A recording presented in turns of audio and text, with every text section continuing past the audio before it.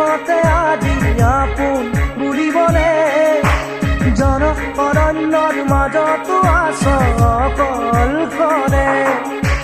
কোনো নাই তোৰ কাষতে আজি আপোন বুলিবলে জন অৰণ্যৰ মাজতো আছ অকলশৰে নাই